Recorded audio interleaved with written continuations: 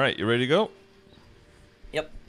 Cool. Okay, so we have a looks like a hero by the name, and if it looks like a hero and quacks like a hero, it's probably a duck. So you're level 240, and you're playing MapleStory. What's up with that? Why are you doing that? I don't know, man. No, I started playing MapleStory when I was very young. I played NA MapleStory on an account of a friend when we weren't allowed to make accounts yet. Mm-hmm. And I've been leaving and returning the game every so often. Okay. And I played a 240 Pathfinder like a year ago, which I also did a session on, but once I got to a certain point, I got very bored of Pathfinder. I see. Because it's one ability class, and I quit, and then with Destiny I came back and I made a hero. Okay. And I'm really enjoying it. Yeah, enough to get to 240. Is this so? This is your Terror Burn or what? Yeah. Okay, and you got to 240 on it. So, well, I guess you're enjoying your day-to-day, week-to-week on the character. Yeah, a lot of free time at the moment, so I was like, yeah, why not? Mm-hmm. Push it a bit. Is that free time? Is that gonna change in the near future or? Probably, yeah. I just graduated. I'm looking for a job right now. I see. But Okay. I was like, if I push it a bit, I can get to the daily grind when I have a little less free time. Yeah. Mm-hmm. Congrats on the graduation. Thank you. Is it? Is this the part where I guess if it's an IT or not? It's not IT. Wow, you can guess if you want. Well, now I'm completely lost, dude. It's like engineering or IT. That's where MapleStory players are? No. Nope. I think there's another group of MapleStory players as well. Oh shit.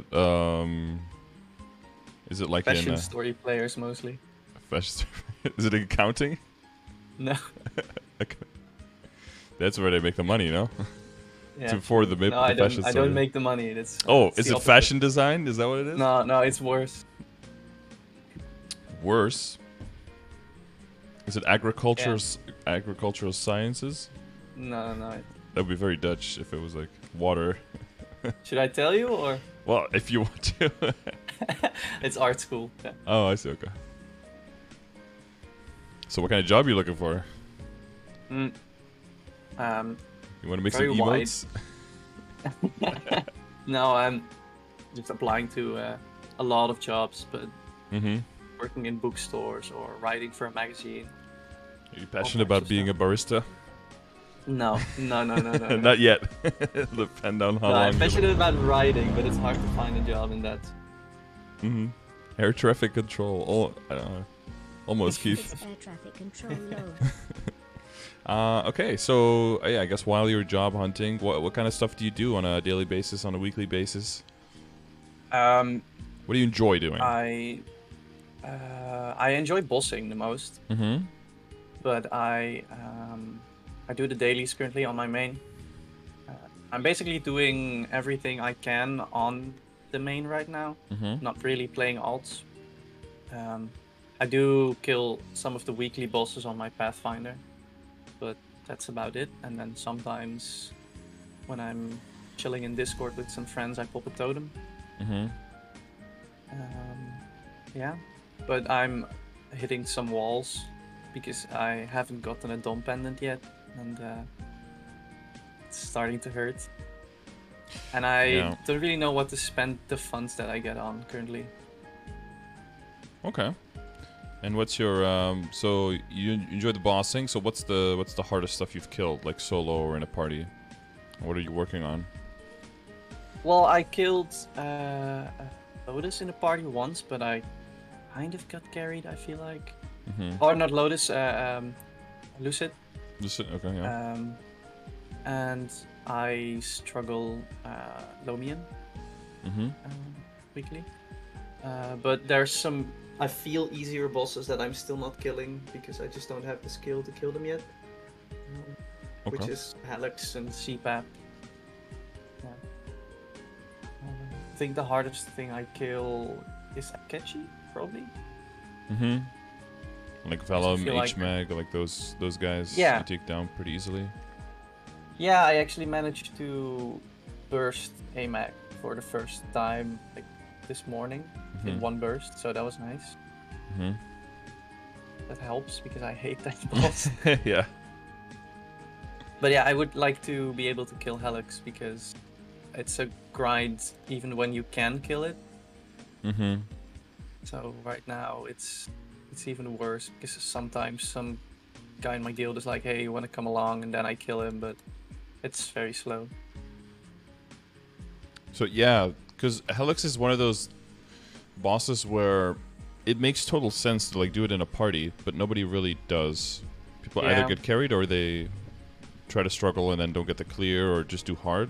But like making a Hellux party would make so much sense, but I don't know. Well, I'm also on EU reboot, so it's harder to make parties. I see. Yeah, that might be harder. I mean, yeah, through the guild is where you would probably find people best, right? Yeah. I'm scrolling through things a little bit, seeing where you're at. So that's the old Pathfinder, yeah. And then other than that, it's mostly Legion and Link characters. Yeah. No other character you're really interested in, I'm guessing? Maybe the Paladin a little bit? Well, there's some characters I... Hartslaan. Don't look at all the names, please. Note the character. There's some characters I'm debating on making. But I can't play more than one character at once properly. Yeah. So yeah, my only boss mule is my old main, which is how I like to play because I don't really like to spread out the way I play. Yeah. So there's some other classes I could play in the future, but I would have to like put time in that. Yeah, get them up to a certain level. You're not at that critical mass yet where you get like extra resources that you can easily trickle down, you know, like all of the cubes and stuff. Yeah. And then once you get to that point though, it'll make more sense to kind of start semi-funding characters. Yeah.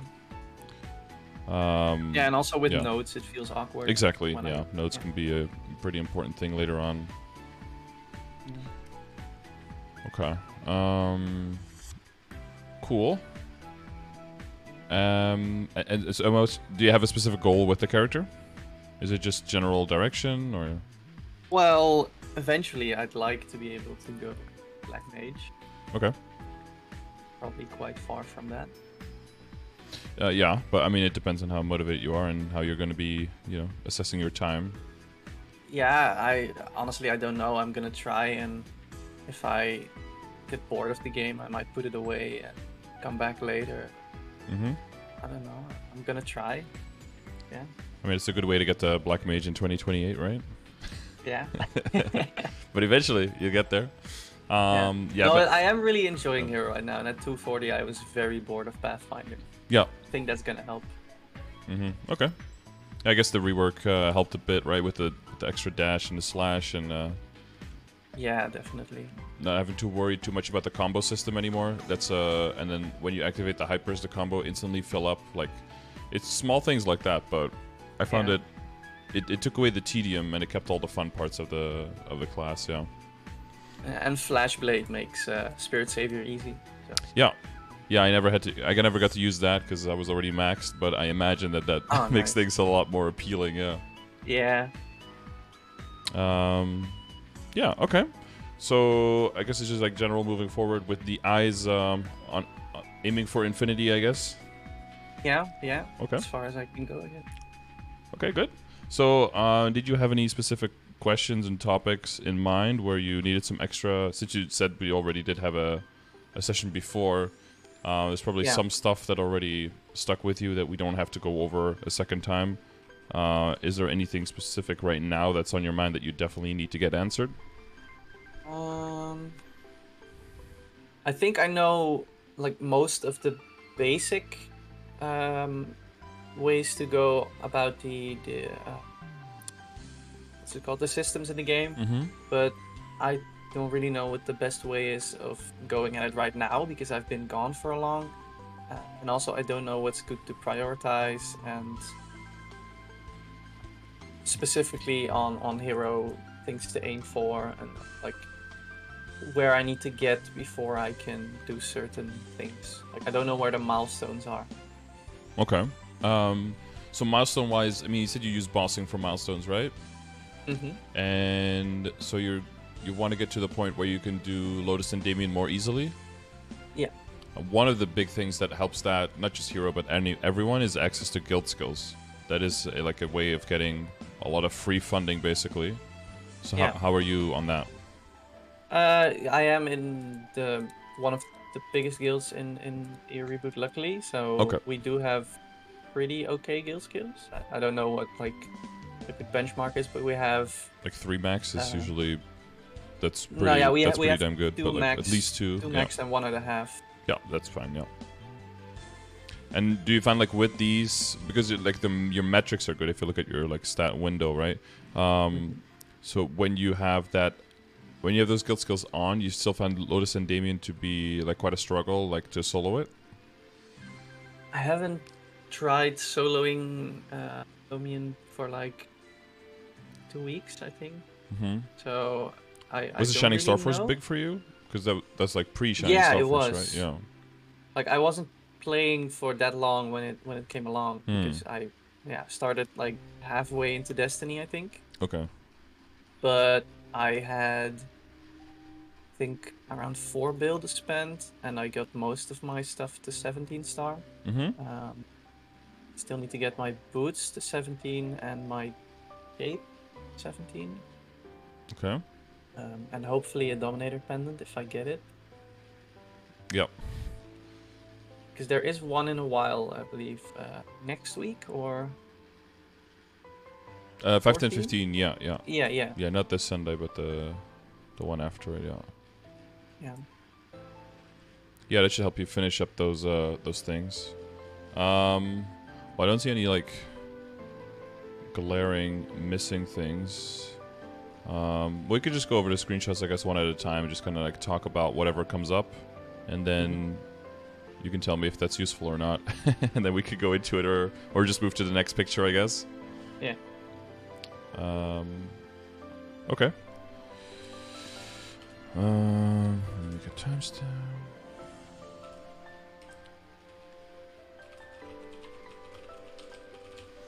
Okay. Yeah. So if you picture here of the arcane equipment, or good old arcane equips. Well, you know about dailies. You know how important they are. I see that your Asphera and your Morass are pretty much at exactly the same level. So I assume you're equalizing them with whenever you get selectors, right? I used most selectors in Loveline, but when I get selectors now, yeah, I put them in Asphera and Morass. I'm not doing the Asphera party quest thing because it takes me quite a long time because I suck at aiming. I see. Yeah, the way I used to do it, I just not try to like aim at them, but just like remember where the intervals are. There's like a cheat sheet for it as well, where you can just see like this is how far you need to, you know, crank it, and then just max speed, and you'll always hit, kind of thing. Okay. I don't know if anyone in chat has that, but basically, it's been a little bit. But what I did is you should just start from the bottom, basically, and you just crank it max speed. And if you go under, you just go a little bit higher until you hit something, and then you keep shooting, and then you go a little bit higher, and then after like a week or so, you kind of remember like where you need to hit one, and then sometimes you miss, but it's fine. And also, if you take too long, an item drops from the monster sometimes that automatically explodes 2 of them at the time, so that can speed it up. But I do agree with you. It's probably one of the longer dailies. And it feels not as efficient. But if you're planning to aim, you know, for the finish line eventually, if you have the time, I would try to do it, because it's almost doubling your speed on maxing out your symbol, right? So it really takes long. Two for each try, right? Yeah. But yeah, so you go from 8 to 14. But yeah, I do get that, yeah. As you get more areas unlocked, though, you will be able to autocomplete, right? Once you get to 245 and up to 250, you'll only have to do 1. Yeah. So with that in mind, leveling is quite valuable there for you as well. Plus at 245, you get to go to VC3, you get to start farming familiars and everything, so that's also very, very valuable. Yeah. Is there still dailies in areas beyond Asphera, by the way? Yeah, they added dailies in. They have dailies in Moonbridge, but it's like to get those sparks, and then the sparks is what you need to combine the Versilla drop with it to make the key for the Black Mage. Ah, okay. But you also get sparks drop from Gloom and Darknell, so generally you don't have to do those like at all. Okay. It's not really, yeah, that's not really necessary.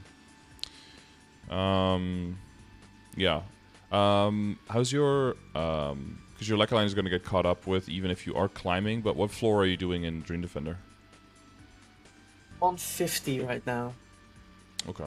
Yeah, I'm basically just pushing it until it gets like not comfortable to clear the boxes, and then I stop. And like I could probably push it a bit further if I tried, but 50 is comfortable right now. Mm-hmm. Do you feel like you need to go into 50 with all of your buffs on and to like barely clear it, or is it very comfortable to just go in clear? Because climbing is a bit harder as a hero, right? Because you can't really like your DPM isn't fantastic, so you need to staggering all your buffs as a hero is a little bit annoying. Yeah, and also your burst just has a 4-minute cooldown. So. Exactly, yeah. So the climbing is a bit harder. Yeah, I do use all my buffs, but I don't have to use my burst yet. But I don't feel like my burst would help in climbing 10 floors. So. Well, it would at least for one floor, right? You would basically get a freebie like for one floor. One. Yeah. But what you would have to do is basically treat it like training, where you do like Burning Soul Blade, and then when it runs out, you do Cry Valhalla, and then when it runs out, you do Burning Soul Blade, and then when it runs out, you do Instinctual Combo. Climbing like that. And then if there is a gap in between, you use that floor, use like a clock, right? To or the bell to instantly turn the... Because if I look at your stat and everything, climbing is probably the roughest part, but I think you could probably do 70. Maybe 80. I'll try tomorrow, probably. Yeah, so the big things is I did put out 2 videos recently on Dream Defender on my YouTube channel. I don't know if you saw them. Yeah, I did, yeah. So, you know, if you're feeling like it's too big of a risk, you can always just wait a little bit longer, you know, and just save up the points. So you can just slam the bells for a guaranteed climb. But I think if you pop guild skills, pop all your buffs, I think going up to 60 should be no problem, and then you can keep the bells to go 60 to 70. Because one of the things I advise against is pushing as far as you can every single day, because I think that's horribly time inefficient. Yeah. Because everything, you clear 50, you know, you clear it in like 20 seconds, and then you clear 51. That always takes longer than 50. Plus, you get 1 coin extra on 50, right? So you're getting what is it, like 0.2% or 2%, right? Extra. Yeah. For more than double the time. That. Yeah. Okay. Yeah. Just clearing the 50 and then leaving. Yeah. Talking to all the guys. Yeah. Okay. Yeah. Yeah. The one benefit or the one plus would be like that you at least get triple efficiency if you do climb, but because you can autocomplete, right? That's like the one argument for it. But how many do you get extra if you climb like 10 floors every day? It's just 1 per floor. So if you can get to 60, you get 60 a day per run. So you get 1 whole symbol extra per 10 floors, basically, because it's times 3. Yeah, for 3 runs, and then plus 1 from the NPCs. So for 50, 6 per day. For if you do get to 100, it's 11 a day. So most people try to get to like 80 to 90. But depending on, you know, how strong you are, of course. And then by the time you can do 100, you're probably getting pretty close to capping out. Plus, getting past 100 is it starts getting pretty tricky at that point, especially for your class. Is there like a point you should reach to not fall behind? Well, I would see fall behind as in like the symbol getting caught up, right? Because Arcana starts later, and Arcana is 18 a day. Okay. So that would be like floor 90 to also have 18 a day on Lekka line, but Arcana starts a bit later and you're 2 levels ahead, so if you get to 60 and not too long, and then I think you can jump to 70 and not too long after that, then it'll take a long time for Arcana to overtake, so I think you'll probably be fine.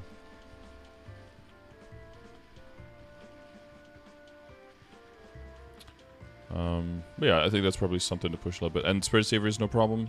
You're capping out on that. Yeah, I had to practice a lot because I'm bad at it. No Jump worries. quests are the thing I hate the most in MapleStory.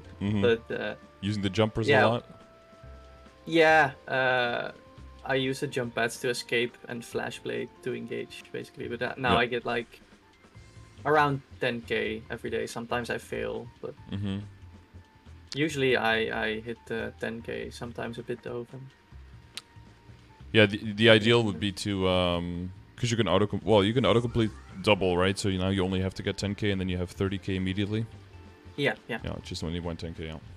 Yeah, before, if you only have one extra area, it would be cool to get 15k, because then you can just autocomplete one and be done as well. Like when you have Wait, what do you mean? Like when you have only Morass, right? Then you can do 15k first run, then you can just throw the second run, then autocomplete the last run for another 15, and then you only need to do one run as well. All right. Yeah. That's what I But yeah, of course, yeah, getting 10k, if that's already not guaranteed, then 15k is considerably harder, of course. Yeah, I think my record was like 13,500. Yeah, like 12 and a half, and then you had 3 extra, and you're like, and a bit higher score. Yeah, just stuffing them in fast. Panicky. Yeah. Rushing over the ground, being like, ooh, zoom, zoom, zoom. When you get stuck, yeah. Okay, everything else with dailies, and yeah, I mean, you can probably buy a little bit of symbols at the end of the event, I'm guessing, once you get through all the other purchases, so you can help Asfera and maybe Morass get a little bit, disproportionately a little bit ahead. Or catch up. I'm probably not going to be able to buy all the important things from the event, though, sadly. Yeah, you mentioned like start a little bit later. Yeah, the 17 Star Force scroll I probably won't be able to get. Which is probably fine, right? Because you're getting to the point where your account is probably going to be able to afford that more easily. Yeah. I don't know, I find that scroll a little bit expensive. There's so many things you can buy for that money. Yeah. A whole lot of symbols, a lot of droplets, yeah. Like, one of the only things I did on alts during this event was capping daily to get some of the droplets on Sundays. Because I want to, like, get enough droplets for when I can join Lucid parties. I will be close to having enough droplets. And with the daily coins, I do tend to spend the daily coins on the day itself. Okay. I bought a lot of damage skins. Okay, yeah. I see you've got your priorities straight. Okay. Yeah, definitely. Good. Yeah. Okay. Everything good with arcane symbols and dailies? I think so, yeah. Well, I'm here now, so you better know so. Anything you can think of? No, I think that's good. Am I currently at like a decent point for my level? Like, what will I reach a wall when I? Well, it's a little hard, don't right? get Because you started with a Terra Burn, so you get a lot of free ones early. So you get yeah. For your level. Basically, for a slow leveler, you're ahead, and for a slow leveler, you're probably still behind, right? Because of how quickly you've leveled. But for a fast leveler, you're probably ahead because of how much extra you've gotten. So you're like probably a little bit in between there. But we can check like 240. Arcane power I have here. That's probably for slow leveler. Is at 840. I don't think you're at that point, right? No, I'm 720. at. Yeah. Yeah. Well, a little less because I also have the event title. 640. Yeah.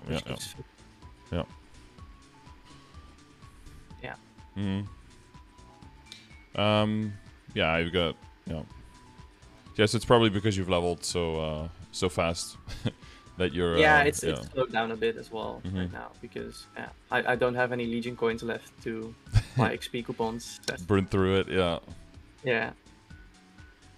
So it's gonna slow down a bit now. Waiting for those Sunday Monster Park boxes and all that. Yep. Maybe do... I don't know if you're at that point. We could do Dojo maybe for extra coupons. I've tried Dojo once, but I felt like I gained very little. I don't know if I'm doing something wrong. No, Dojo itself doesn't give much, but it's on Monday when they do the rankings that you can get a lot if you're in top 70%. So okay. you may not have gotten into the top percent, but you have to after Monday, after the rankings, or after midnight from Sunday to Monday, or like 2 a.m. for us. When the rankings go, you have to talk to the NPC and then collect your rewards for the last week. And then if you're in top 70%, you get the further you go in the floors, the more points you get. And then with those points, you can buy some stuff. So there's like the spirit pendants and or pendant of the spirit, and EXP coupons that are in the dojo shop that you could buy. You can buy 10 half-hour ones. The ranking thing, because I think I was 70% last week. If you go, so Dimensional Mirror, and then go to Dojo, and then talk to the Duder, the one who's like standing on top of the totem pole, or whatever the hell is. And then like to use the Dojo, and then want the ranking reward? No, so the ranking rewards I think is if you're top 3 for the gloves. I think you went to the second from the bottom. I think. Point distribution. Oh, okay. I just got 10k points. Okay. Oh, there you go. And then you can talk to the Lao guy. So 10k will get you 5 coupons. So that's 2.5 hours of 2x. Nice. It's good to know. Yeah, the runs themselves don't give much. If you really want to get, because you could do like 3 runs a day. You'd have to do 3 runs a day for like the whole week to be able to afford like 1 extra coupon or something. Yeah. So that's a little bit. They take like 20 minutes. Yeah, it's not very efficient. So, but like 1 good run a week, you know, with all of your buffs on, get as far as you can, and then you'll be able to buy some extra. Nice. No. Oh wow, the flames are expensive in here. Yeah, that's not where you want to get them. You have to be pretty desperate to get them there. I would say the Spirit Pendant is most important, then EXP coupons if you're out, and then maybe the Honor Experience in there can be useful to get. Yeah, and the other thing could be Oz if you like that content, but it's a little bit harder. But you have to rank very high for Oz to get bonus. But if you do, you get a lot. I've seen people do it, but I don't really know how it works or what it is. Yeah, it's basically just a giant puzzle. Yeah. Well, that's like the final goal for it.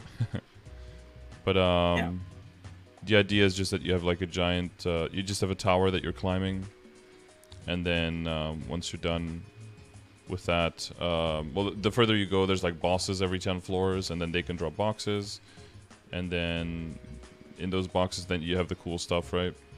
But the again, also like how quickly you go, that's also a ranking system, and then based on who's the fastest at the end of the week, you get a whole bunch of coupons for that.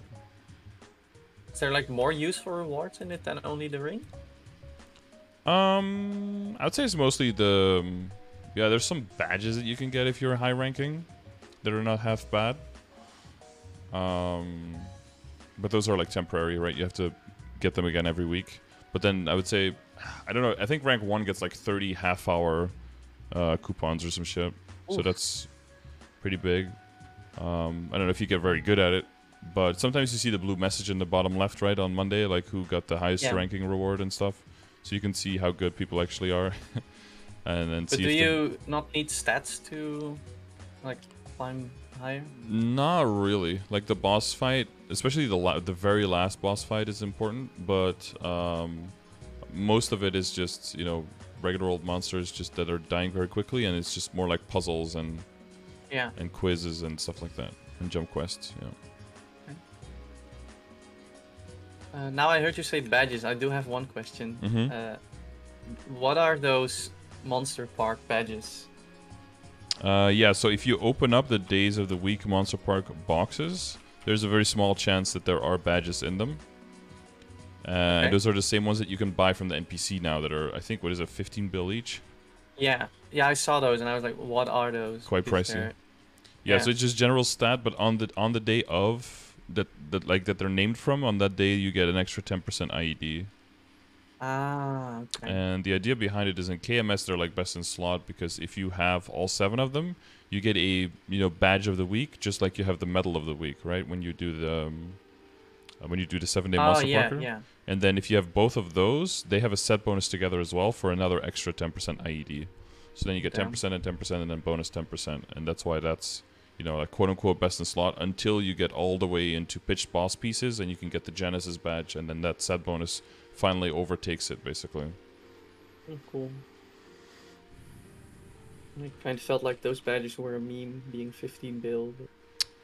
I mean, they were much more a meme before, where they were just super rare from the box, and because I remember I had 2 of them by the time I had 10,000 monster parks completed. Mm-hmm. So they're not super common. Yeah, so they're also not realistic to go for. But yeah, at this point, of course, I don't know how many people would actually really actively go for them. Like, I think if you have that kind of money, you can spend that money on other places instead and get enough damage and not need to worry about that slot, and you just wait for a Genesis badge. Yeah, yeah. 7-day badge not exist in GMS? No, it exists, but very few people will be going for it. It's too expensive for what you get back for it. It almost makes more sense to just keep the Crystal Ventus badge and just get the boss accessory set. Or just get the just forget about the stat about the equipment slot, basically, because we have so much extra over KMS. Like, we have familiars and we have 2 ranks extra attack speed, and we've got Gollux and Sweetwater. Like, with all of that stuff, we can definitely overcome the small bit of stat that the badge would give extra. So we can kind of just safely ignore that. And it's a Did I mess up badly by picking the 2-handed sword from the Pixel box? I would say no, but I would say it's probably more ideal for, like, starting that you I prefer one-handed early on. I'm probably just one-handed and the same secondary that you have, like, not even really going into the shield at all, because it makes more sense early to have that extra rank of attack speed. Yeah. And then you can just have your top line be Meso obtain and just make money the whole way through. Now, because if you go two-handed and you want to get the max attack speed, you're going to need the attack speed +1 inner ability, which is fine eventually, but it's something that if you don't need to, you don't want to have to, because, you know, Meso obtain inner ability is just so impactful. Yeah. And it just makes so much money in the long run. So, but, I mean, you have it now, so we'll just roll with what we have, right? Like, I'm not... Usually, don't try to focus too much on, like, what you did wrong. Just, like, advice for the future, and then just seeing how you can, like... I don't even want to say salvage the situation, because that sounds a little bit negative as well. But, like, how you can make the most out of what you already have without feeling like you're getting behind, basically. Yeah, also, since I'm getting the regular Absolab weapon soon, if I want. Mm-hmm. I think next week. So I was wondering, should I get, like, a one-handed axe and then try to get that up there, or is Fixolab, like, good enough to keep for now, or... Yeah, that's a question. Honestly, Fixolab is very easily good enough if you already have, like, a pretty built account, but I understand if it's your first character that you do want to replace it with a real one. That is not a bad impulse, because proportionally for you now, missing out on that percentage attack, possibly in the potential, is a way bigger loss for you than someone who already has a built-out account and who can still kill everything without that. Yeah. So I would probably support that, to go one-handed axe temporarily. Take a bit of a hit in damage, like, on the front end, but then with the potential you can make that up, and then you'll have your inner ability open to go Meso obtain for a while until you go into the arcane weapon. And then hopefully by that point you have enough honor experience saved up and everything. I see you haven't been saving, though. No, I just rolled it because I keep getting bad inner abilities. Yeah, best thing, inner ability is, like, honor experience is a lot. You get a lot of honor experience early on, but the income definitely dries up pretty quickly, and it's a good idea to just hold inner ability always until there's an inner ability 50% off, and then think about, like, what makes sense to do. In general now for you, you've got the 15% drop rate, so you don't want to lose that one. I think it makes sense to... you got the 15 drop rate, that's rough. Because now that kind of forces you to hold for Meso. That's probably still what I do, depending on how fast you level, but you said leveling is slowing down quite a bit, and that makes sense. The question is, like, do you spend a lot of honor to go for an item drop rate and mezzo together now, and then use that for, like, I don't know, maybe for like 6 or 7 levels, which is not that many hours in total, and then be at the point where you're gonna get to the not hours, but levels, yeah, which is not that many hours, and then get into the point where you can get into the arcane weapon, and then have to redo it again for that attack speed to optimize on it? Or are you okay? I mean, you seem to be okay with pretty low attack speed, because I see that you're not using the speed infusion either, decent speed infusion, with two-handed and without the inner ability. So if you're okay with this speed, we definitely want to slam in the decent speed infusion and the one-handed weapon, so you'll already be a lot faster than you are now. So I wonder if you're really going to be missing it, which you could use to your benefit to be like, okay. So ideally, ideal situation would be that you had a lot of honor experience left after you got that drop rate, and then next 50% off, you just lock the item drop rate and go for some mezzo on top, and then that's that. You really want to see honor experience as a very, very rare resource, because like I said, like the dojo shop, buying it there, that's like one of your main options of scaling up. Otherwise, honor experience is just when you're training with drop rate gear, when you're doing weekly bosses, dojo shop, and then event shops, and that's it. Otherwise, there's really no honor experience to be gotten.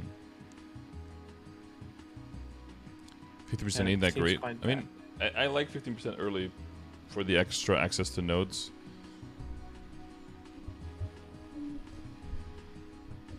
My notes are probably still pretty behind, like not that good compared to... Yeah, it's a very similar situation to symbols, whereas like you get a lot early on, and then you don't really need to go too hard on them, but then, yeah, after a while, you're like, oh damn, they're actually pretty useful. Especially with Destiny, like, got so many. Yeah, all of those rewards. Did you also do like the extra terror burns and then move some of them over? You can move them. I thought they were untradeable, right? From the... Yeah, but you can turn them into shards and then craft node stones with the shards and then transfer those over. Oh, I didn't know that. I didn't know the shards were tradable. I might still have them unopened on the alts. Or not unopened, but like unused. Unused, yeah. Open nodes, yeah. Yeah, you can, so with the shards, you can craft node stones for 35 each, and then those are transferable. So that way, if you don't plan on doing anything else on the characters, I would always keep, like, the 4 skill nodes, right? I wouldn't disassemble those. Because if you ever want to use the character, without those, that character is useless. Wait, where can you craft the node stones? Because... it's in the regular UI, but it's almost so obvious you overlook it. If you talk to the NPC, Arcane River, it should be right on the right side under the crafting, but it's almost so where you click node crafting, and then it's right here, craft node stone, and you can just see you can craft regular ones for 35. Oh, right. Okay. You can craft them in bulk as well. You can say like, I want to craft 10, 20, 100, and then those are... They're not exactly the same ones as that you find in the map, so they won't stack with them, but they are also transferable. So, but they just want their own little stack, so you'll have to put them in storage differently. Is that also the best way to use the node stones that you don't use? So for some classes, yes. The more variation you have in the boost nodes, the less useful that is, because the more likely that you'll just get junk back anyway, right? But the more you need boost nodes, and the more valuable it is, because every single skill node, every single boost node will be valuable early on. So the average rate of return on just 35 shards is going to be very, very high. And again, it's mostly useful if you already have a pretty established character, because you won't specifically need to boost any specific skill, but just in general, getting value in your matrix is always just going to be better. If you're still specifically trying to chase like one high-level boost skill or one skill node that you really need to max to make your character work early on, it might not be as good. But I think Hero doesn't have that much variation when it comes to boost nodes, so it's probably pretty good for Hero. And all of the skill nodes are very useful, so it's probably decent for Hero, I would say. There's probably some kind of calculator you could make to see like the average value and everything, but didn't quite get that nerdy yet. Yeah, so interoperability is a bit on gridlock because of that. You could elect. So there's a few options. I would say option one would be to, but you're at 12,000, so that kind of locks that out.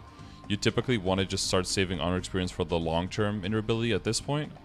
So I would say probably your best option is just to throw regular circulators at it when you have money for it, and just see if you can hit a 20% mezzo to roll over this. And then if you get one, just lock that in and just don't spend any more on honor experience, I would say. Maybe if you're feeling like really lucky, you can lock that during a 50% off and see if you can hit like an 8 or 10% drop rate or something on the like epic line. That should be decently easy to get.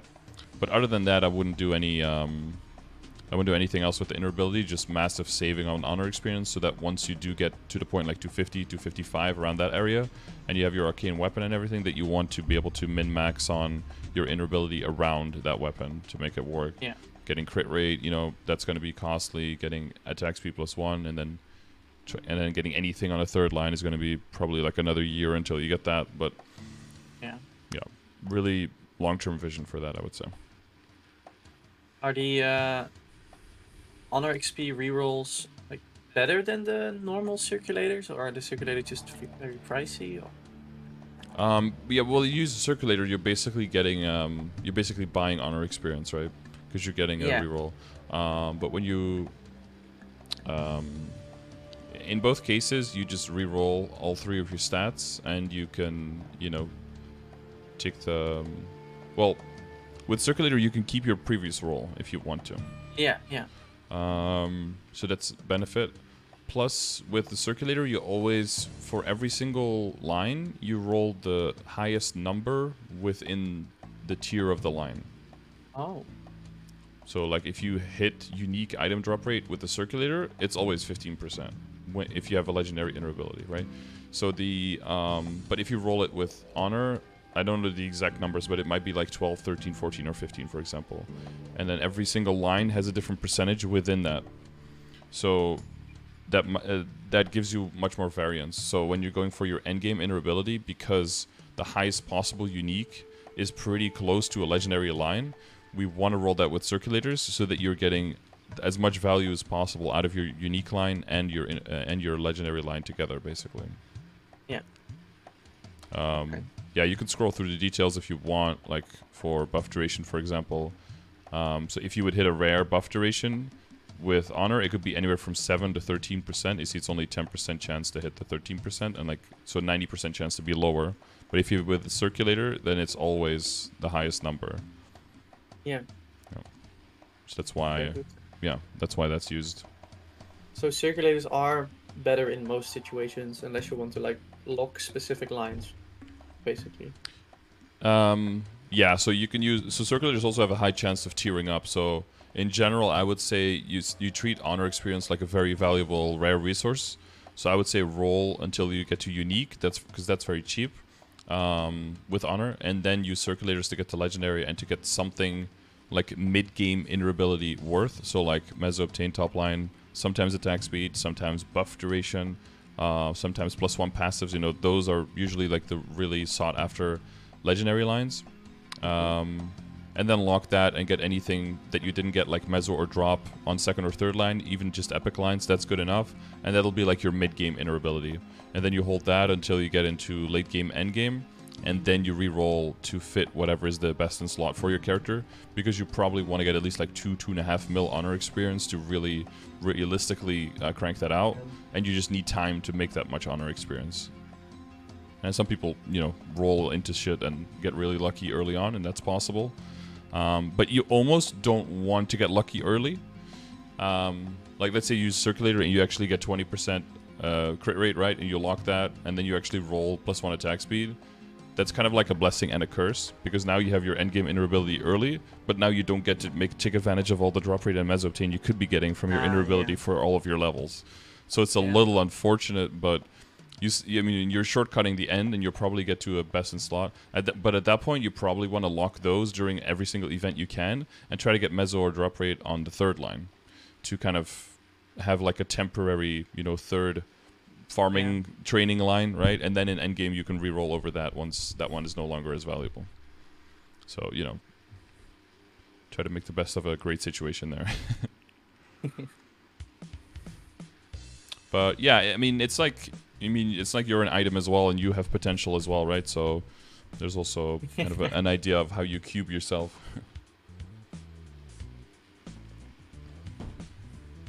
Oh man, I'm glad we can't Star Force ourselves yet.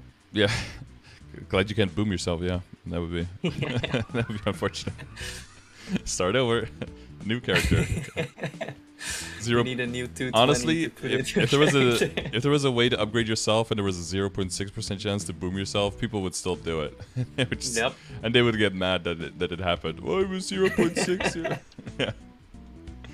They would 100% do it.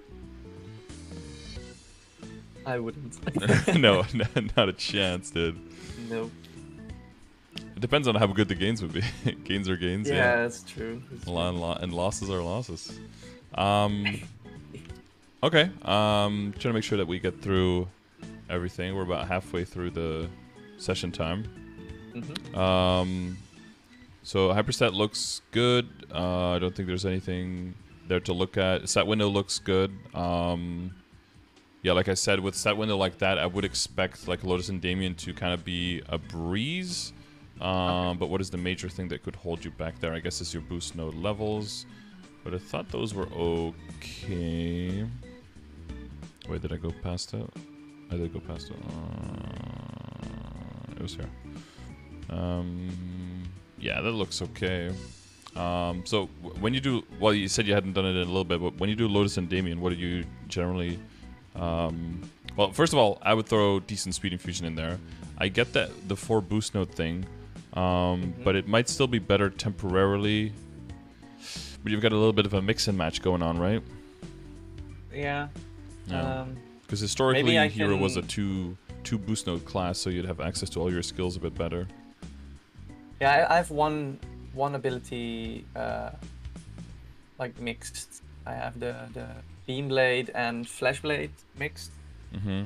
Because Beamblade is nice for certain maps for grinding. You want to reach like high spots, but it does still one shot. And I just got the what's it called? The Flashblade one very early, and it had 2 good nodes, like nearly perfect. So I just went with it. And I also do use Flashblade a lot, so yeah, I might replace it at a certain point, but yeah, or I don't, or switch Holy Symbol out.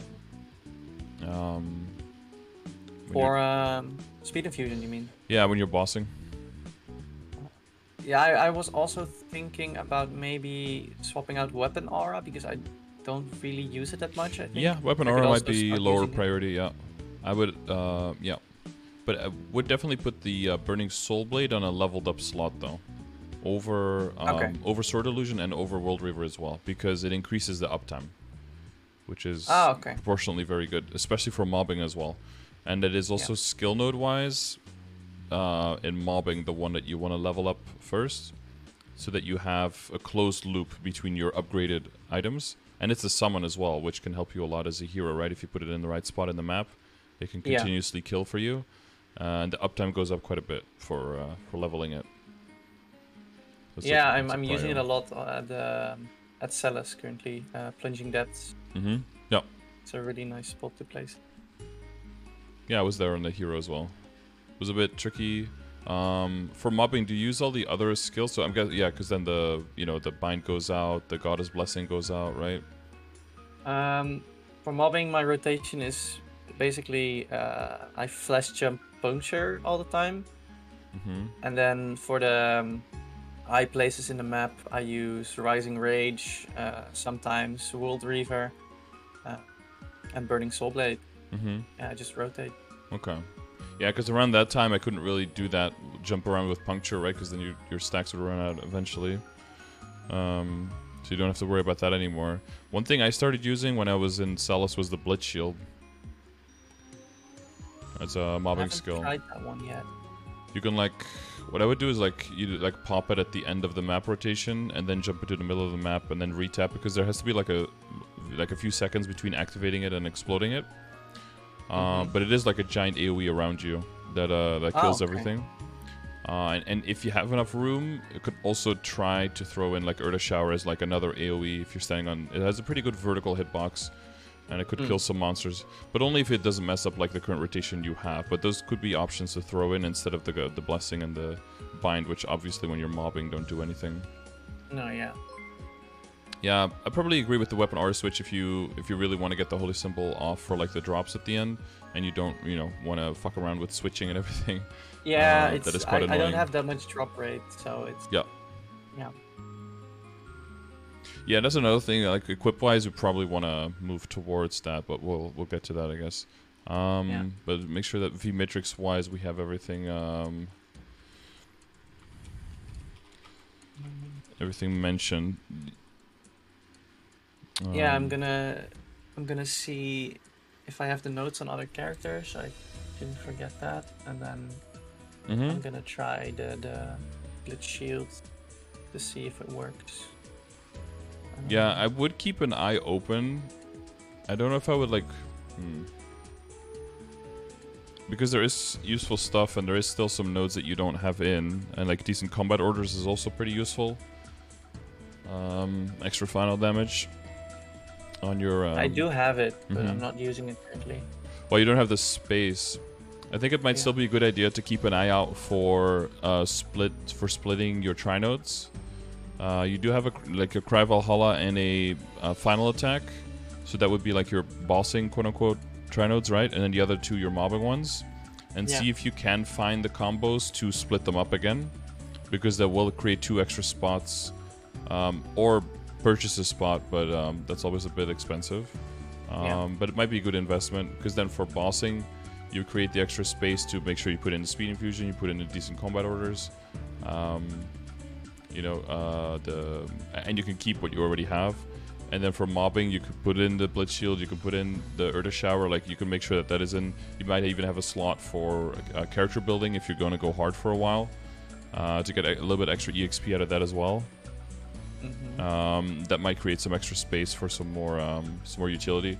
Because if you are lacking in nodes, it becomes disproportionately more expedient for you to have more slots, because then you get to have an extra skill.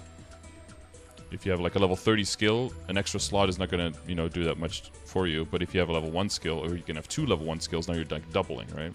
Yeah. So comparatively, an extra slot is very valuable there.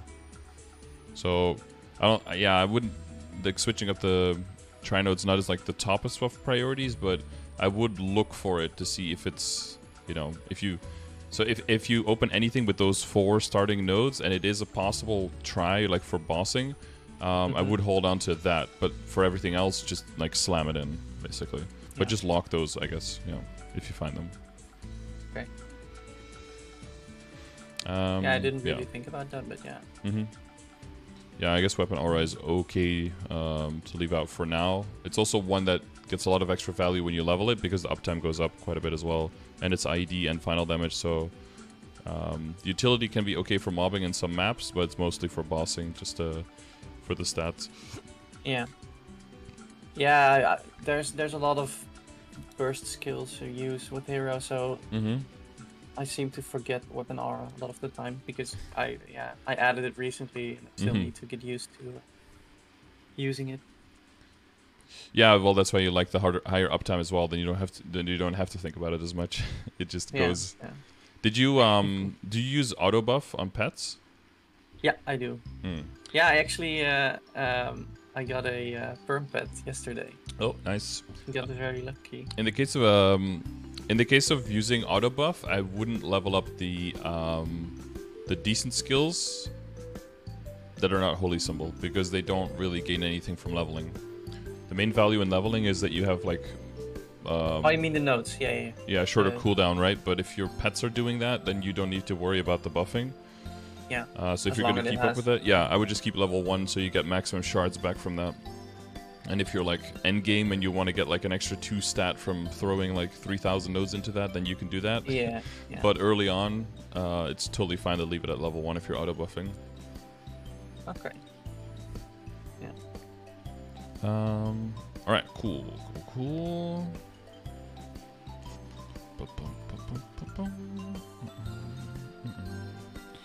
All right. Yeah, I mean your familiars. Yeah, it's gonna be what it is. The only upgrade you can really make at this point is increases item drop rate, right? The regular line. That would be cool if you can get that one. Those are only on rare, right? Only on rare, yeah. Maybe on epic as well, but that's just a disappointment at that point. Yeah. But yeah, on rare is where you want to get that line, yeah. And other than that, you just hold. Yeah, some people will go to Asphera at this point to try to get spiders, but I think it makes more sense to just blow through Celis up to 245 and then go to Moonbridge and then go hard on the familiars. That makes more sense to me. Yeah, Asphera is a bit awkward for training, I feel. For hero. Because, yeah, some classes it works, but you definitely have to use all those AoEs if you want to. Yeah, get through the spider it's maps. a lot more active if you want to train there. Yeah. That's a good way to put it, yeah. I guess Legion and Lynx is in here. Did you have questions about that? Oh yeah, that's one thing I did want to say. For your Legion mobbing, do you feel like the characters that you're playing on, do you feel like they have enough critical rate? Like, do you hit crits? Do you kill the monsters quickly?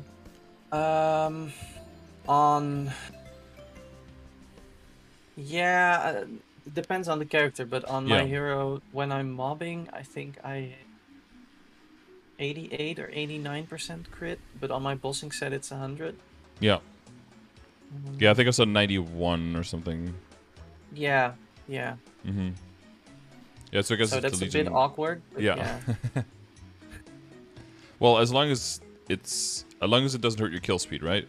The main thing in general for Legion building, for the mobbing part, or for the Legion part, whatever, is I would always prioritize crit rate first, then crit damage, then bonus TXP. Because you want crit damage, but in order for crits, the crit damage to apply, you need it to be a crit, and then once you have that kill speed up, then you can go as much bonus EXP as possible. It might even, and this is like a bit of a nerd math that some people might have to start doing, but the normal monster damage being added might actually be for some classes even bigger than critical damage. Because you can think about it, right? Like if you have low crit rate, you need the crit rate and the crit damage to do that damage. But if you have low regular damage, which everyone almost has now early on, the normal monster damage might actually disproportionately help you more and give you more final damage.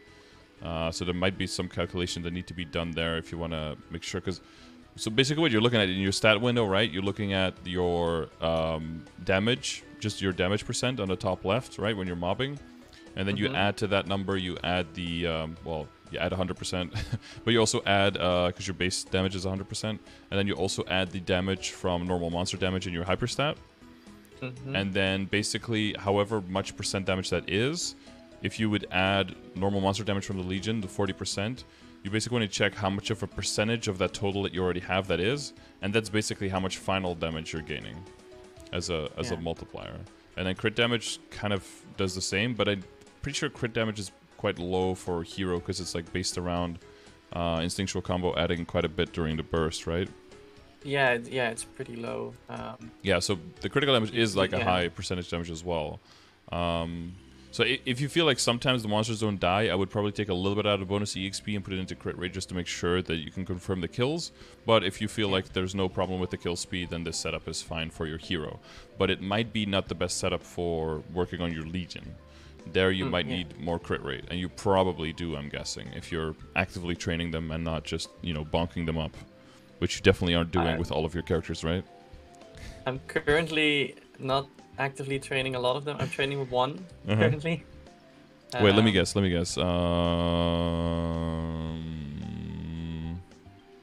that's a tough one. Hang on. You're training one. Judging by the level, the gear. Oh god, how low? Wait, is it Arc? No. Damn. I can tell you it's not Mercedes. Is it the Boma? No. What? The Wind Archer? No. Nope. How would you be able to tell which one I'm training? Based on what they're equipped. The Night Lord? Oh no, you can't see it from the equipment. Oh yeah, it is the Night Lord. But Haha, see? wait, how can you see that on the equipment? Because you have a penciler weapon, you wouldn't be doing it with a Poisonic Oh. at level 178, right? True. That wouldn't make sense. Or, you know, you'd be playing it on super hard mode, but that would be exceptional. Yeah, That's the problem I have with my Mercedes. I'm checking if the level of the character kind of tracks what weapon it's wearing, because that's the most important piece, right? That's why I said the arc first, because I don't know what he's wearing underneath a claw. Could be a penciler, but then he's 150, so that makes it look more like that's a character that's kind of parked. Yeah, so that was a little wilder guess, and I guess the archers because of the weapon, but then again you have the level 120 armor, so that was also a little bit of a stretch. Yeah, and my Mercedes, I want to get it to 200, but I can't kill mobs. Yeah. Yeah, that's the problem of marooning them with potions. Yeah. I mean, it's a Well, really... if I ever want to play them, I'll try to trade CRA with someone, I guess. I mean, it's just one growth potion and then a scrapyard, right? And Oh, it's, yeah. And then you can do things like the EXP events. Yeah. 11th, we're getting another pro potion, I think. Yep. And the that's before the end of the event, so you can do like Gemini match to get some levels out of it as well. And then with a level up circulator, you can get to 210. You know, and then definitely never play it because it can absolutely not kill anything at that point. I wasn't planning on playing with Mercedes anyway. Is that the Poisonic? Is it a level 110 weapon on a 210 character? That would be... Wait, where? The Mercedes, what weapon is that? Is that the, is that the Poisonic? I don't even know. I don't recognize dual bow guns or whatever they are, yeah. I think it is, yeah. I might just put level 10 gear on it when it's 210. Yeah, just to make a point. Yeah. Well, you want to get more Star Force though, right? Get your Legion raid power up, so... Oh, yeah. You have to anvil it then. That'll be an expensive meme. Yeah, I mean, but your Legion is growing quite nicely. I don't know how much your Legion is because you cropped it out, but it's like 6k plus, right? It's like 6.5? 6.3k. Oh, yeah, okay. Yeah, that's good stuff. I mean, jumping to 8 is always a huge commitment, and it's going to be a process over time. I think 8 is worth it. But, you know, the upcoming changes, 8K, right? Or? Yeah, because you get to fill out so much more in your Legion, right? Yeah.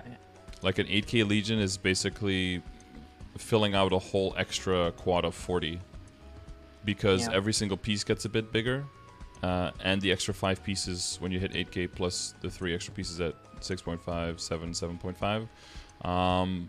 But they are changing on August 30th, right? Or 31st. The update is going to make it so that your top 42 characters count instead of your top 40. So if you make 2 extra level 150s, you get a free 300 levels on that day.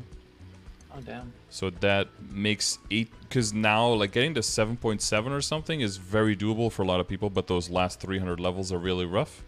But if you can just get those 300 levels for free with the update, that is... I think that will make it for everyone very doable to hit 8k. And that'll also make me move my... my goal here definitely to 8k earlier on, because it'll be so much easier to get to that point. Yeah. Yeah, it is already slowing down a bit because a lot of the characters... Well, you hit your 40, right? Sorry? You hit your 40 characters whose levels count? Yeah. Yeah, so now it has to be on existing characters, and that's when it starts slowing out. Yeah, and a lot of them are kind of weak. And yeah, just daily Zakums, like, man. Yeah. Just log in, kill Zakum, log out. Yeah. It's free EXP. Plus, you don't even have to kill Zakum now, right? I mean, they're probably strong enough to, but you can just kill the arms, log out, and go again later on the day. So you can... Because if you're just thinking about... Even if just all the 120s get the 140, right? That's 1, 2, 3, 4, 5, 6, 7, 8, 9, 10, 11, 12, 13. Almost 13 times 20 levels. That's already 260. Mm-hmm. Right? 270, 280... Yeah, so that's 280 levels, just if they were all 140 instead. So that's already past 6.5, extra character on the board. I should also finish the 0, because... Yeah, I mean, you quote-unquote should do so much, right? But those are like the easy gains to make for sure. And then there are a few characters that really benefit a lot whenever there's, you know, the potions and everything. And a few characters are getting pretty close, so, I mean, you're making good progress. don't feel too bad about like how far you need to go. 6K is already really good. It's a really solid foundation. Yeah, just keep an eye out whenever there are events on like where you can slam it. If you're really just going to do potions, it's just going to take very long. That's just the reality. If there's a character that you kind of like, consider throwing like a few 100 mil onto it, work a little bit on Star Force and the potentials, and just grind it out every now and then when you need like a change of pace from the hero. Yeah. Yeah, that's what I've been kind of doing with the Night Lord as well. Just when I don't want to train on the main or do anything on the main, I chill out a bit. For sure.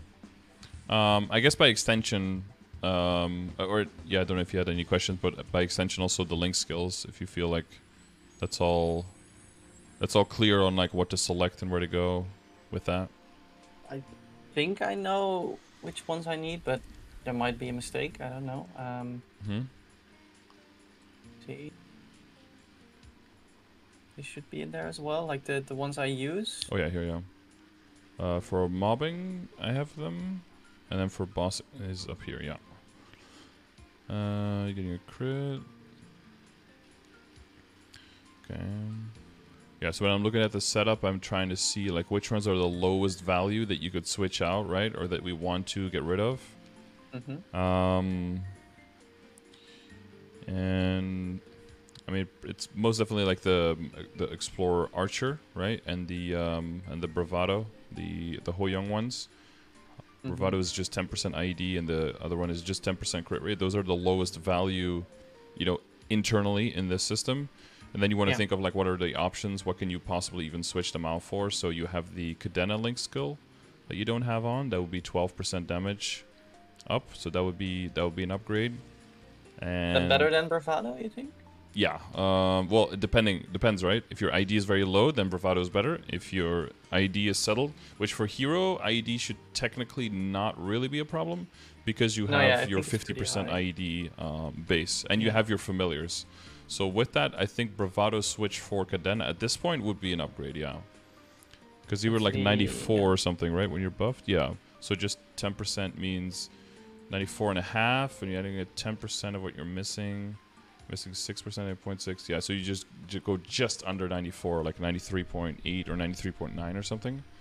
But you have the extra 10% from your empirical knowledge. So switching that out, your functional stays about the same. Yeah. So that's good enough. So I would switch in the Cadena, yeah. And because you have your own debuff and you have the empirical knowledge, your debuff is always on. So that's a straight upgrade. When it comes to the crit, though, yeah, ideally you get your Beast Tamer and your Phantom both up to level 3, right? And then that change is already 8%, so then you only need 2% from other sources, and then the Explorer Archer can fall away completely. But, yeah. Ideally, it's Legion growth there, that you can get more blocks in the Legion on crit, and then that will take pressure off of your link skills, and then if you grow even further, that'll take pressure off of your hyperstats. But the problem, of course, for hero is pretty low base crit, and also you're relying a little bit on the crit of your weapon, right? So you have to take that into account as well when you're switching. I guess one thing I would do for the board is to make sure you fill in the ID blocks and the critical damage one, and completely move away from like being in attack and more focus on getting to the other side and getting into where critical rate and boss damage is. Okay. So for the have you ever used the I don't know if do you like doing the puzzling, or have you ever used the Legion Solver? No, yeah, I used the Legion Solver to fill out ID and crit damage, but it said couldn't be solved, so... To fill out ID and crit damage, and it couldn't be solved? No, yeah, I had like the line from the middle there, and then the two left blocks, but it couldn't be solved. Because, I don't know, I probably have awkward blocks. It probably just depends on what you selected. It might have been just off by a little bit. Maybe like clicking one extra box could have been enough, for example. I'm not sure. Well, we can see if we can fix it. Let's see, you have 8 double S's. What is that? 3, 4, 5 warriors, 2 archers. and a mage.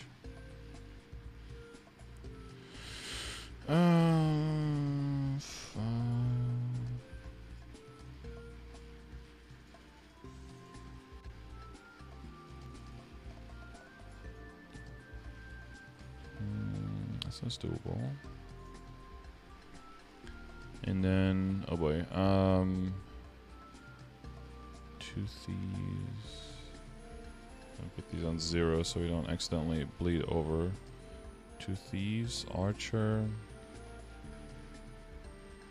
So general procedure is like you start with whatever has the best grid bonus, right? And then whatever has the biggest, whatever has the biggest member bonus first, then grid bonus, so just the size of the piece, and then the Legion power, right? That's the priority with which you want to select them. You're at 6.3. So wait, how many characters is that on the board? Like 27? 27, I think. Yeah, 28. 28. Okay. Wow, it's pretty close. Haven't been on that Legion in years, so I was surprised. I guess maybe it's stuck around from one of those sessions. 28. Okay, so these 8 are going in always, right? Because biggest pieces, that's easy clap. So within those 20 left, we want to look at what are the best member bonuses first. So things like your blaster are going to go in if you have a blaster? Yeah, I'm currently just using all my SS and S tiers. Because, well, most of the important ones I trained up like to 140.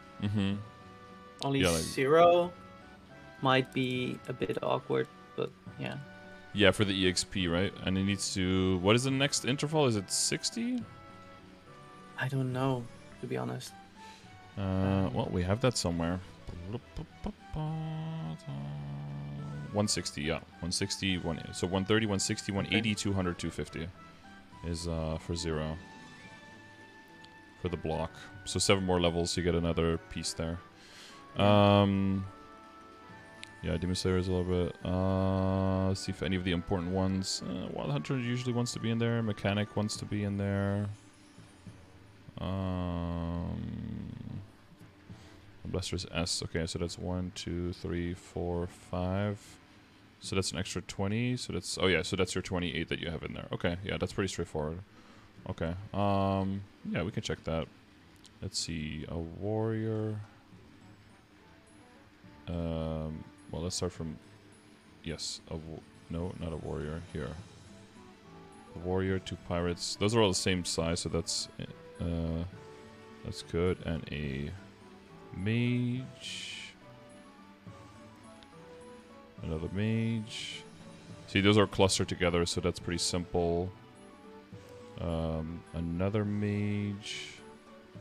And an archer, and another pirate. And then you have 1, 2 more archers. Boom, boom. And then we have a thief and a xenon, which counts as either one, I think, right? Yeah, that's the same.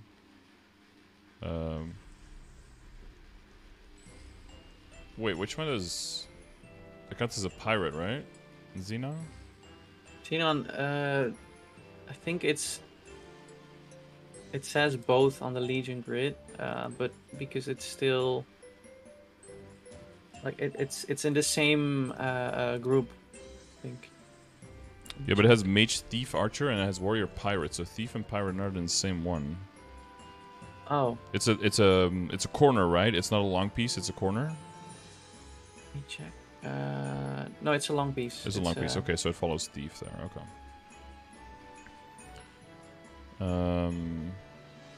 Okay, and then 2 warriors. Oh yeah, it says thief pirate, right? Like thief has the priority there. Yeah. Yeah. And then 2 warriors, 2 pirates. 1, 2, 3, 4. And then Mercedes, Night Lord, Blaze Wizard, Ho Young.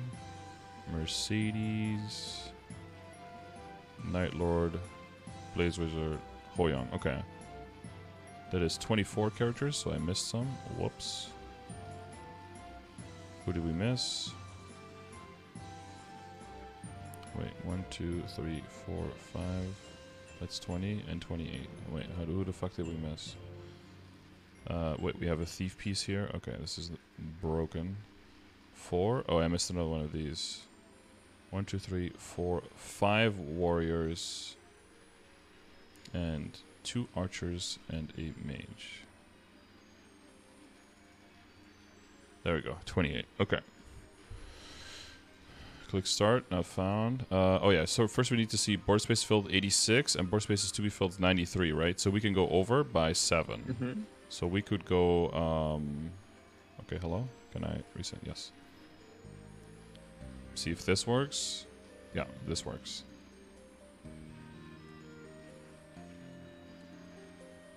So that would get you started on crit rate. What you could try to do if there are characters that you are going to be leveling soon, you could try to move them towards the right side. So if they get bigger, that they immediately move into the new grid, and you don't have to move them up immediately. And then, but like this is pretty good because then if you go to 6.5, you can just slam the next piece right here, or right here on the bottom, right? Whether you need crit or boss damage. Okay. So you would say ID and crit damage should still be filled right now. With how much ID you have and how much crit damage you need as a hero, and the fact that you can get to 100% crit, I would do that. But because you want to switch the weapon at some point, the crit is going to be the next thing that's necessary. So we want to move towards the critical rate. Yeah. Okay. Yeah. Yeah. And if yeah, and that also gives you the option to move the boss damage. Basically, you want to also have the option to move the boss damage because what if you re-roll your potential of your weapon and you roll, let's say, 40 IED, 9 attack or something. Like, you would keep that, right? But that also means that you have now way too much IED, and then you could just move all the pieces in IED over into boss damage without having to redo all your shit. Like, you'll have a little bit of an IED, but then you can pretty much move everything into boss, and then you're basically just exchanging the IED line on your weapon for a boss damage line without having to spend the money to re-roll it. You can just flexibly re-roll your Legion board. How much IED is too much IED? Like, it really depends on your total funding. But I would say if you are not doing Hard Lucid and Hard Will yet, and you are... Well, your functional and your visual is very similar, but your visual is going to be very high because of the 50%. But, like, if you see, like, a 96, you can probably drop something somewhere. Okay. Yeah. So that's probably going to happen if you get more than one line of IED, or if you get a really big one, because of the familiars that you have. Or once you get into the Superior Golic set and you have some ID somewhere, and then you can move some stuff around as well. Yeah. But yeah, that's going to be a bit. By the way, as for the Golics, because you did mention that before, is there someone in chat on a hero who can give some specific hero advice? I know, for example, I would put like the Burning Soul Blade on the bottom right. I would put the True Reckoner Reflection, which I think that one you're not using, right? For Hellux, I would definitely use that and put that on the bottom right because it's a pretty long summon, so it can help you clear those potatoes on the bottom without have to worry about them a little bit. Yeah. The other general strategy that I advise is to just use your up jump to get over hands in phase 2. Make sure you stay far enough away from the face so you don't get the reverse and the bomb. So you stay just behind the portal on the left side of his face. And you can use your iframe as well, of course, if the hand pops up, and then just immune it and keep attacking and get a little bit more final damage while you're doing that. The other thing you can do is when the hand comes down is down jump actually underneath the hand and then kill the potatoes on the bottom, because right after the hand he won't do an attack for a little bit, so you're kind of safe on the bottom to kill the hands. And then as soon as you the potatoes, as soon as you see the hand disappear, you can jump back up and kill him again. The other thing is if you run out of burst, you can always exit the boss fight as long as you don't have any purple stacks over your head. So if you've killed all the potatoes, you don't have any stacks, you can exit the boss fight again, and then just wait for your cooldowns outside in the heart map or in the chest map, and then just go back in once you have everything. Yeah, I'm just very bad at like knowing when it's safe, when I should dodge. Yeah. Because I look at Hellux and I'm like, okay, I use the what's it called, rush, the small dash, and And I think my spacing is just off because sometimes Right. it feels like I dodge it, but I still get hit. I think your attack speed might be a thing there because you don't have the inner ability and you're not using speed infusion, so you're also a little bit slower because of that. Yeah. Yeah. And one extra thing that I did see with your potentials, I mean, I guess we're segueing a little bit into the equips now, is that I would get a line of cooldown reduction on your hat, even if it goes at the expense of almost all of the strength on it. Because even just a 2-second cooldown line will make it so that you can use your World Reaver 10% more, right? It goes from 20 seconds to 18% to 18 seconds cooldown, which is just 10% more use, which means more map clearing when you're mobbing, and you can use it way more when you're bossing. So you can use it more freely to be safe and to get more final damage out of it as well. It's a very good upgrade for hero. Save burst for P2. Depending on how strong you are, you could just burst phase 1 and just go outside and wait for 3 minutes. And then, you know, it's better to do a Hellux clear every day and take 10 minutes than to, like, risk dying and getting super tilted. Yeah, definitely. Yeah, I've tried it a couple times, but I get, like, halfway through phase 1, and then I just get into this loop where I don't get my combo up. Yeah, exactly. You ever use guild skills to do it? Yeah. But because you when could you think die, like, buff freezers. Yeah. And you have the resistance link skill. Make sure you slam that one on, right? Then you have a little bit more time when you respawn to not die. Yeah, I have tried that. Yeah. Join the hero Discord for more tips. So yeah, Zelpix is spearheading that, so might be some specific tips for heroes in there. Yeah, I saw the hero Discord had like NA only, but I think there's a way to make it EU. I tried it. I mean, when it comes to specific like tips on how to play your character and everything, if you're playing Reboot, then it's the same. No, but I mean, you have to like confirm who you are. Oh, I the see. The confirmation thing only worked for any but I think there was ranking? a way. But... Okay. Yeah, you can DM Zelpix. He's I'm pretty sure he owns that Discord, so. Okay. Or he can try to figure out a way.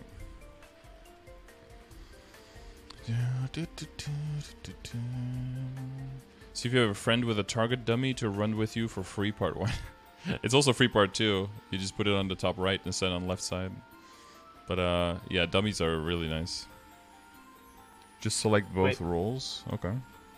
Target dummies from Dojo or no? So there's it just means like a dummy in general. You know, like some archers have dummies that you can just place down, and like then they get the targeting. Yeah.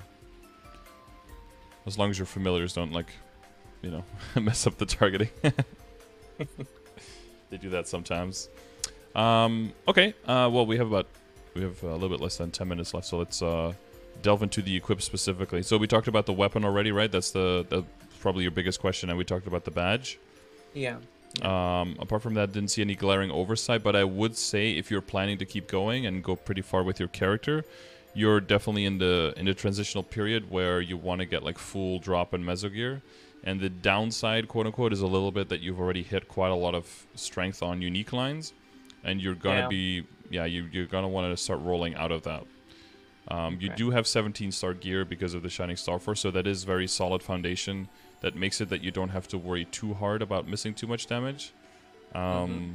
And you already have some Ezo pieces, and there's already some solid damage coming there. So I think your kill speed is going to be fine. It's just going to be like a mental thing that it feels bad to roll away from a 15% unique line, right?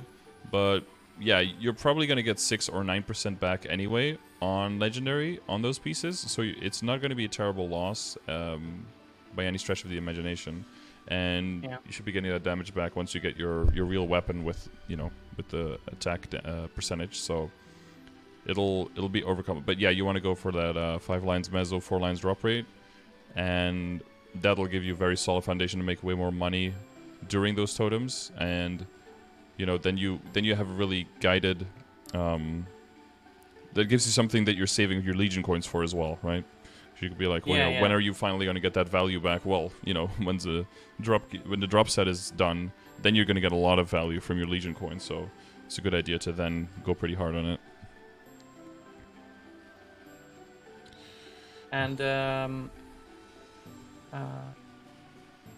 like whenever I hit either drop or meso, is it both still the same value? Or is there a certain one I should be aiming for? Or...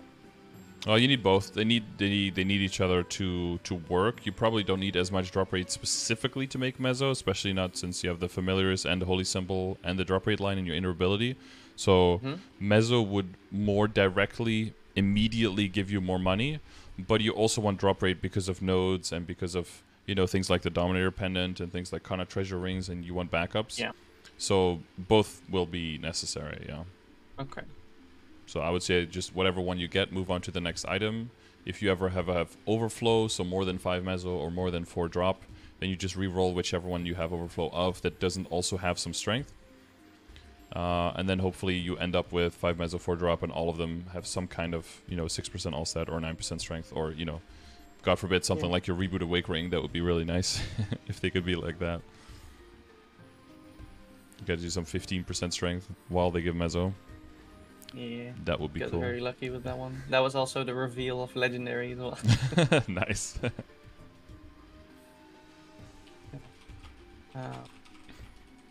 Pendant-wise, just Superior Hellux and Dominator, I guess? Yeah, when it comes to drop, you The can aim use whatever, honestly. It doesn't really matter. You have all 3 at the same point, and you know, you can use Greed if you want. Like, Greed will technically increase your chances a little bit for symbols to drop, right? Because those are equips. But, you know, that's a tiny aspect of it. You can do the other 2 if you feel like you need the damage from the boss accessory set more. But these are fine to get the legendary and get drop or meso on. And then, yeah, damage point, it would be the Dominator and the Superior Hellux, and then eventually transpose the Dominator into Sweet Water, so make sure you don't get it past 16, otherwise it's going to be a little bit rough on the transpose. Okay. Yeah, and then Source of Suffering, of course, right? The logical next upgrade. The what? The Source of Suffering from Varishilla, pitch boss. Oh. And you need like backup Dominators, transfer into Superior, retap the Superior, transfer into Source of Suffering. But, you know, that might be a thing for like 3-4 years from now, because the drop rate on that with those things is absolutely horrendous. So. Let's hope it doesn't take 3 years, I guess. Yeah, hopefully not, but who knows? They are pretty rare. Yeah, it says it only increases drop on equips, although there was data mining in the past where people said that they couldn't even find equip drop rate anywhere, so... On Greed Pendant? Yeah, we're kind of in the wind on that one, but it says increases item drop rate on equipment, so... We'll just have to assume that that works. Because it doesn't increase the drop rate in your stat window as well. It doesn't, yeah. Because it doesn't work on everything, right? Yeah. But then it's also a little bit misleading that the familiar drop rate does show up in a stat window, but it doesn't increase the drop rate of meso back. So it's like... Oh, okay. Yeah. So it's not internally consistent ever. Welcome to MapleStory. Yeah, because I saw that you had those 2 familiars. You're aware with how the stacking works, right? Because you said O just now, so I just want to clarify. So if you have, let's say, small amount of... You have a small amount of both, and then a regular amount of meso, I think, right? I have small amount drop rate and meso normal. Yeah. Oh, yeah, okay, yeah. So those are different kinds, right? Item drop rate and meso drop rate are specifically separated for familiars only, because, you know, Nexon. So those will both be activated, and the small item drop rate is, I believe that's a 30%. And then increased meso drop rate is 50%. But it's possible because of your inner ability, and you know you need 66.6666% to go from whatever the base drop rate is of bags to go to 100%, right? Because it's at 60%, I guess, from 60 to 100. Which you have 15. I don't know how much does your holy symbol give? Probably like 20% or something, right? It gives 21%. Yeah. Oh, again, off by 1. Damn it. I need to work on my nerd numbers. 21% and then 15 in so it's 36. So if you have, you know, 2 items with meso with drop rate, then because in items it's not split, and in all the other sources it's not split. Once you have 2 items with drop rate, you don't need the Mantis anymore to get more bags. You'll already have max bags. So at that point, if you have another familiar with more defense or just something else that you want to equip, once you get to like auto steal and weird shit like that, you can freely go into that, and the Mantis won't like lose you any money by switching out. Doesn't he still increase like nodes though, or no? Because it's only Mezzo. So the like that. Oh, okay. Yeah. So for that, for all the rest, it's item drop rate. So that's why that item drop rate 50% is more valuable to chase, because it doesn't get replaced. Because item drop rate just stacks to the moon, right? And you're never looking for more. The Mezzo drop rate max is acquired pretty quickly through other means, and once your drop rate of Mezzo gear is set, it's definitely being capped. So at that point, the familiar Mantis doesn't do anything anymore. Except for defense, right? With more defense, the bar goes down a little bit slower, so it might still be useful then, in that case, to use it if it's your highest defense familiar that you have. Does that make sense? Yeah. Yeah. Probably gonna have to like. I don't know if you were writing down or if you or if it didn't make sense. No, I was just planning on doing that like with the vault maybe. Or... Yeah. Okay, for sure. Yeah. I think it's all pretty clear. Yeah, just I guess just check through the equips and see if you know for every piece of equipment, like, what is the plan forward. Get the rings. Yeah, like bean mark and pep mark, I guess. Yeah, that's gonna be a hoot. Well, you already have unique aquatic letters, so I would. Yeah, of course, 51 and 5 roll because strength character. Yeah, I try to just get Mezzo drop on this. If it does roll damage, then you can always buy a monocle or use a bead mark if you have it, and then try to get that one for drop or Mezzo, right? This early on, if you're going for legendary and you don't have that many legendaries yet, you basically let whatever the potential rolls decide what you do for it. Like if a ring rolls 27% strength, you're not going to roll over that for drop or Mezzo. You just need to make another ring at that point, right? And same for the earrings, I guess. Yeah, same. Yeah, probably. But for the earrings, it's a bit more distinct because it should pretty quickly be getting replaced with Superior Hellux.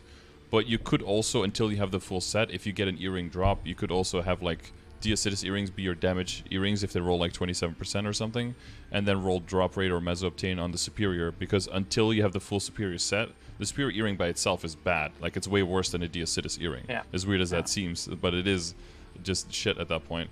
So if it's just like a 12-star Superior or whatever, you can just use that for drop or Mezzo temporarily. But again, then you would be getting it to Legendary, which means you would have to Star Force on the item and not Transfer Hammer from a Reinforced, right? So then that will be the option or the choice that you're making, whether or not you're going to Transfer Hammer in or not. Yeah. Yeah, and I think you mentioned to keep the Hellux coins because you could get like a drop and like that, right? Or is there like a specific thing you want to buy first? Well, yeah, so I would keep the coins until you know that you can complete the set, basically. Yeah, okay. Yeah, because drop and the earring and the belt drop. So until you have, or can drop, they definitely don't guarantee drop.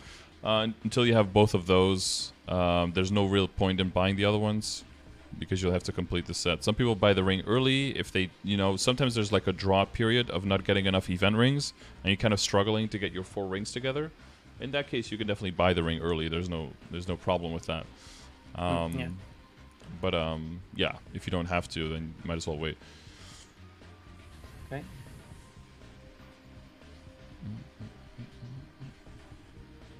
Yeah, so I would go for the cooldown reduction on the hat, right? You could go for black cubes if you want to, because that also increases the chance of hitting even more cooldown reduction. And like multi-line cooldown. What's the max on the cooldown reduction?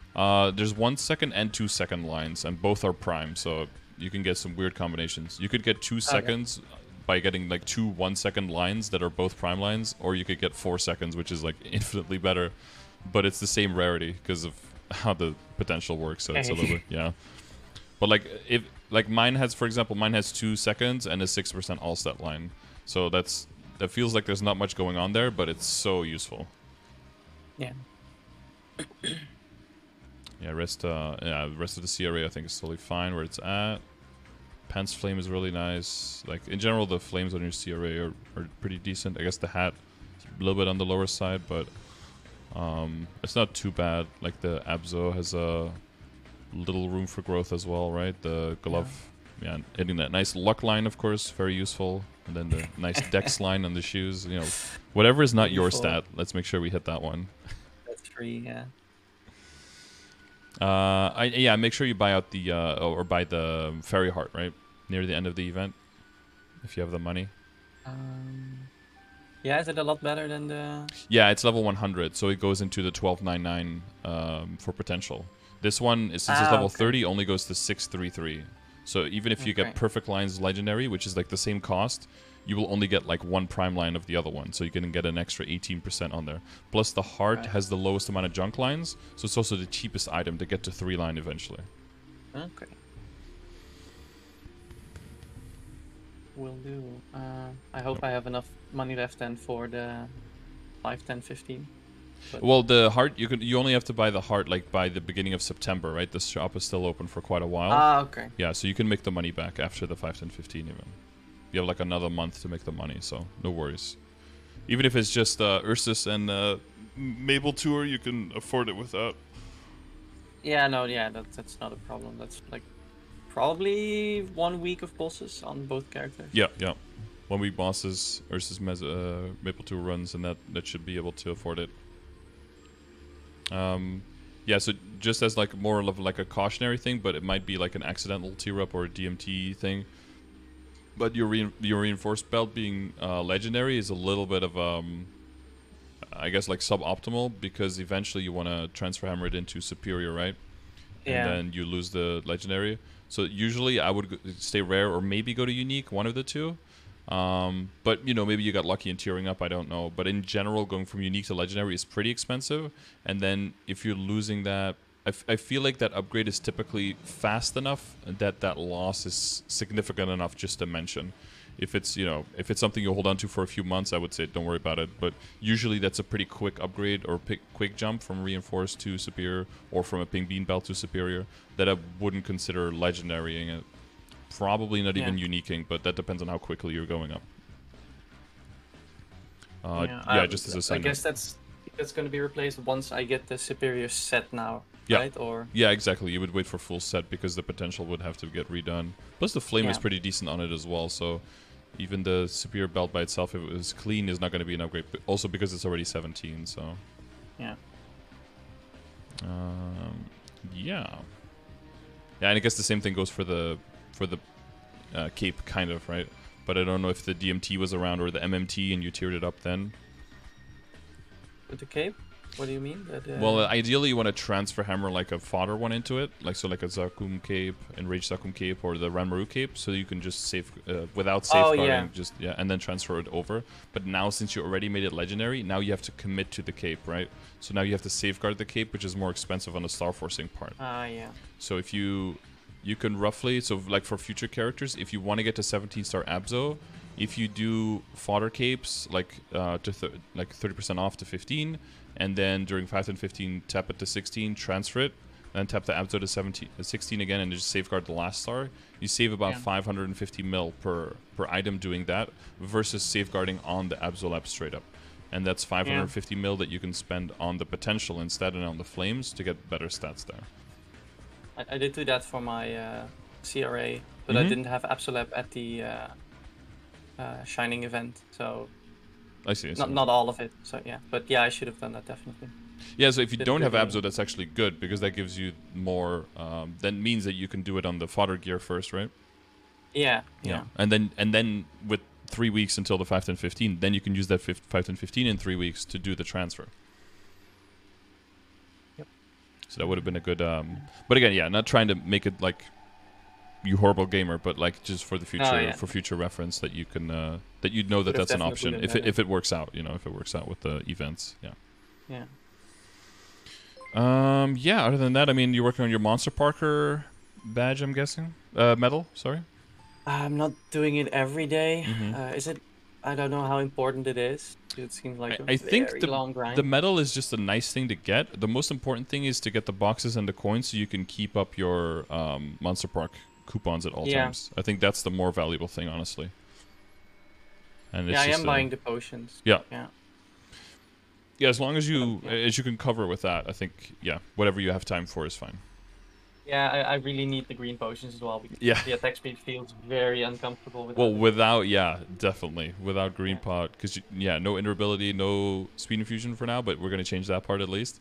And no green pot with two-handed sword, you're just, you're just waving around a fan at that point. You might as well be healing the monsters, Yeah.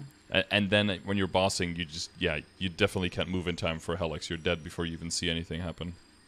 Yeah, that's a good point. I didn't really think about the attack speed and that.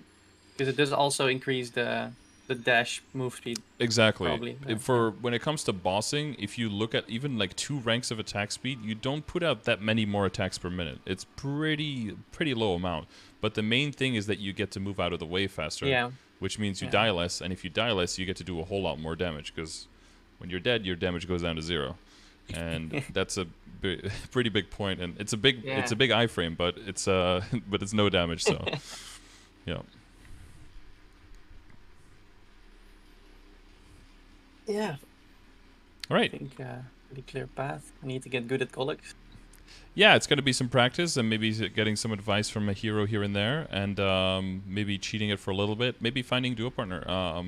You're in an EU, but within my Discord, we do have room for bosses if you want to sign up, to see who else wants to do bosses with you. Hellux is in that list, but as long as you mention that you're in EU, then there might be someone there. But you can always ask in chat, Yep. There were a few people in EU, I think, in the chat who were mentioning before that they would be open to communicating sometimes as well. Nice. About stuff. So, I see you have Blue Tiger says he's okay to run with you. Oh, cool. Because imagine it's probably harder to find people outside of like Guild and Alliance, right, in EU. Yeah. Most of the communication goes through megaphones, but I don't want to buy those too. Damn. Get past party. Because everyone's so far away, you have to physically hello, does anyone hear me? Yeah. Oh god, just imagine people just using an actual megaphone to living in the middle of nowhere. Fucking West Friesland and be like, hello. Average neighbor is miles away. Okay. If there's anything else come to mind, or you think we're good? No, I think we're good. All right. Yep. Then I wish you the best of luck, and you know where to find me. So if there's anything, just holler at me. Yep, I will. Thank you for the help. Yep, you're very welcome, and have a good rest of your day. You too. Thank you. Bye-bye. Bye. All right, good shit.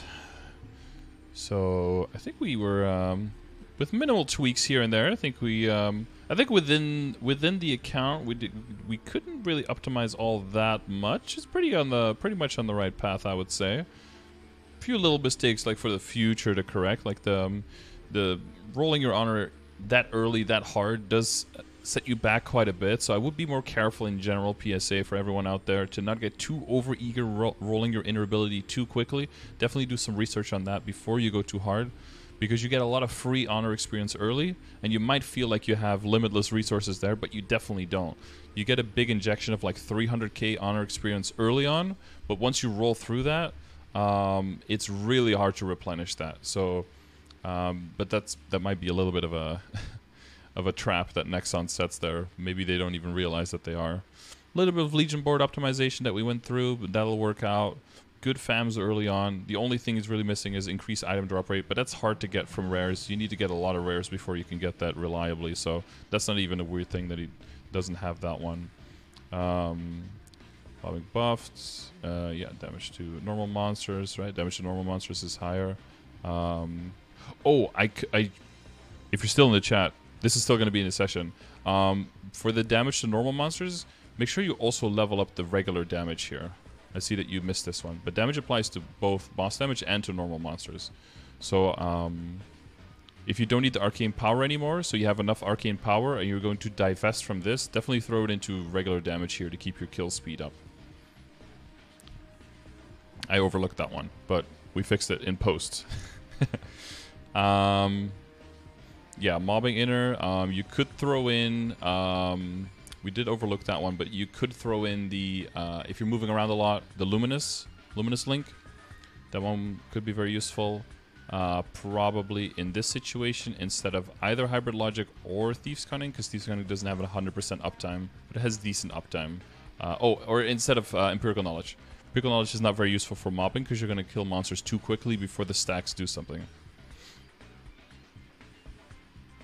Ilium, not Lumi? You mean Ilium? Oh, did I mess up?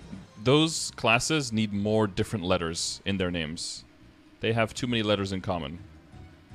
But yeah, the Ilium, obviously, yes, for the movement. I would replace the Empirical Knowledge with Ilium for mobbing. Otherwise, yeah, we talked about the priorities in the grid, we talked about the familiars, talked about stacking, talked about the matrix, talked about the skill nodes, talked about the legion extensively, the equips. Yeah, it's getting kind of close to a weapon. I would say if the weapon feels like it's pretty close, you might bypass going for the real Absolab, but it's up to you to kind of like decide like how many weeks is that going to be, how many months is that going to be. You're at 4 coins. You need, God, you need... Wait, how many do you need? You still need 24?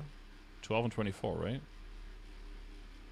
24, 9, 180, 936, 216, yeah.